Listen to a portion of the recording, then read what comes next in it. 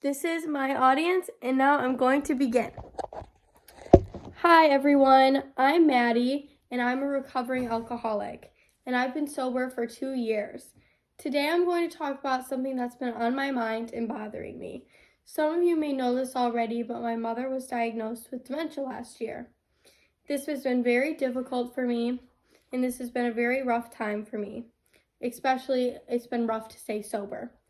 My mother is and always has been an alcoholic, which has been very difficult. And she throws tantrums like a toddler when there's no alcohol in the house, which means I have to buy alcohol for her. I'm not sure if this is the same for everyone, but even walking by the liquor store is very triggering for me. My mother is unable to leave the house on her own due to how bad her dementia has gotten. She doesn't even remember our address, which is very stressful for me, especially when she managed to leave while the day nurse is taking care of her.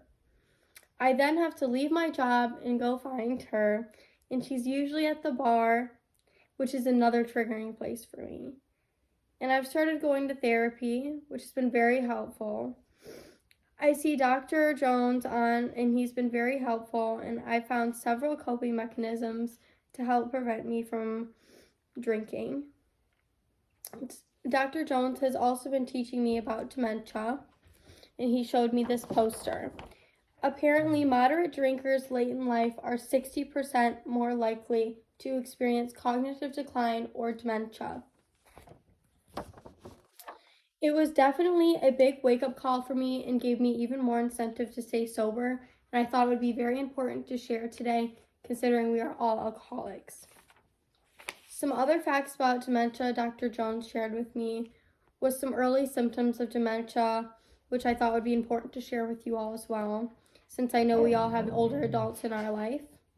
These symptoms include memory loss, falling, jumbled speech, sleep disorders, mental decline, disorientation, wandering, getting lost, as well as depression. It's very important to check in on the older adults in your life and get them diagnosed early. My mother's neurologist informed me of a clinical trial she could have been in even just weeks prior to our previous appointment. I urge you all to stay informed on your parents' conditions and do heavy research. I still regret not looking more into my mother's condition before it progressed to the point of not being able to get my mother into any clinical trials. We will be trying a new medication, and medication switches are always stressful for my mother, which then stresses me out, which isn't good for my sobriety. I try to remain as calm as possible and just try to accept what's happening, considering I have no control over it. I try to take breaks and come here often to find support as well as to maintain my sobriety. And some other coping mechanisms I use are going to the gym and taking time for myself. I also watch at least one comedy movie a week to find the joy in the little things. I've been attending online seminars about caregiving for dementia patients, which has been helpful for gaining knowledge, especially in baby-proofing the house so my mother doesn't wander as much. A couple of things I've been taught while attending seminars are putting up baby gates by the stairs to prevent falls. Good lighting can also prevent accidents, especially night lights. Can rails in the hallways and bathrooms are key to support and stabilize dementia patients. Higher toilets also helps with stability. And to promote safety, you can put away all dangerous kitchen items very high up or locked away.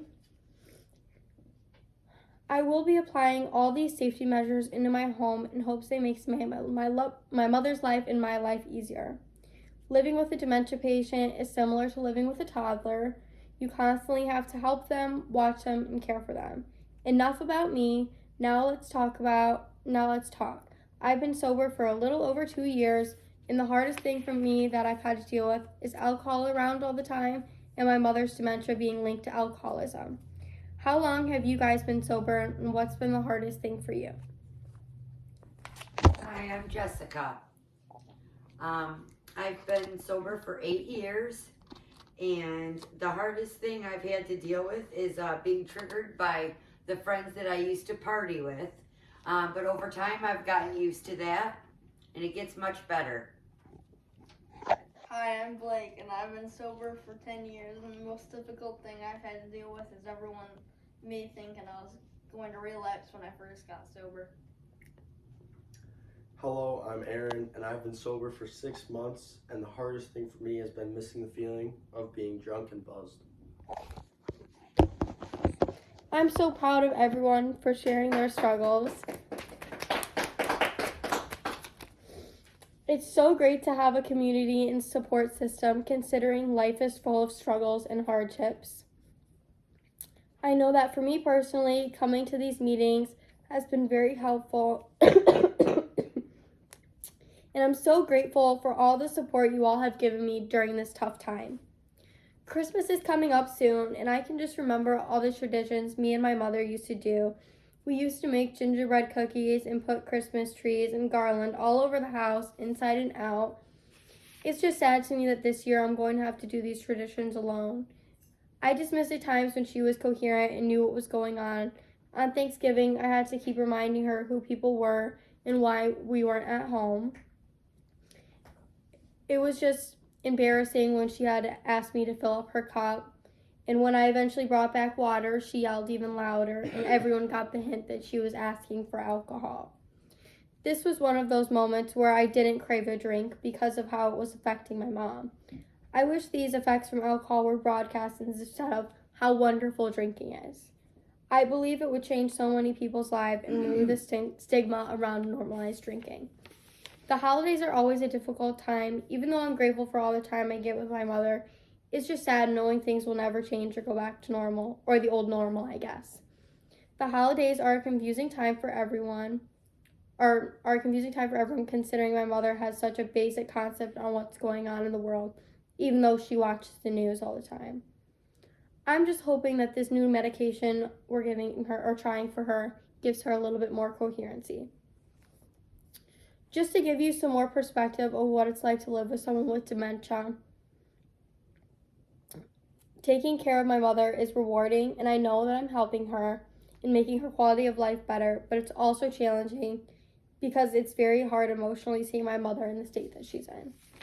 Sometimes I can't help it and I have to step out of the room and have a moment for myself.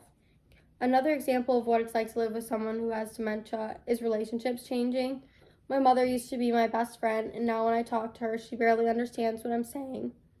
I can't go for girls' nights out as often due to my responsibility to my mother, as well as I would be doing a disservice to her, and not only to my mother, but to myself as well, if I left her alone and did my own thing. That's why it's so important for me to stay sober even during the hardest of days when all I would like is a drink. Thank you all for giving me the opportunity to speak on this. And I'm so grateful to have you all for support and guidance. I genuinely don't know what I'd do without you all. And thank you for having my back. And if you have any questions or would like to talk, come see me after. Thanks, you guys. And then this is my audience again.